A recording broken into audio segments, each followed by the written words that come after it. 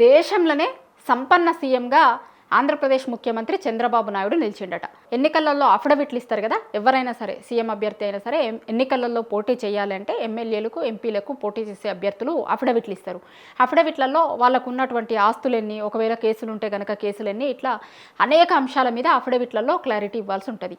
అయితే ఆ అఫిడవిట్లలో ఇచ్చినటువంటి ఆస్తుల వివరాల ఆధారంగా ఒక సంస్థ ఎవరు ఎక్కువ డబ్బులున్న సీఎం, ఎవరు తక్కువ డబ్బులున్న సీఎం అనే దాని మీద ఒక రిపోర్ట్ ఇచ్చింది. దాంట్లో అత్యంత ఎక్కువ డబ్బులున్న సీఎంగా ఏపీ సీఎం చంద్రబాబు నాయుడు నిలిచిండు. 931 కోట్లు ఉన్నాయట ఆయన దగ్గర.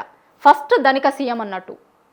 చాలా రాష్ట్రాలకి సంబంధించిన వాళ్ళ మీద ఇది రీసెర్చ్ చేసిర్రు. మొత్తం ఇప్పుడు ఏపీ కావచ్చు, తెలంగాణ కావచ్చు, బీహారు, తమిళనాడు, ఇట్లా రకరకాల ముఖ్యమంత్రులు అందరు ఇచ్చిన అఫిడవిట్లను తీసి ఆ అఫిడవిట్లలో వాళ్ళు ఇచ్చినటువంటి ఆస్తుల వివరాలను చూసి దాని మీద రీసెర్చ్ చేసిన తర్వాత అందరికంటే ఎక్కువ ఆస్తులు ఉన్నటువంటి సీఎంగా సీఎం చంద్రబాబు నాయుడు నిలిచిండట. 931 కోట్లు ఉన్నాయి ఆయన దగ్గర. అత్యంత తక్కువ పైసలున్న సీఎం ఎవరో తెలుసా? మమతా బెనర్జీ.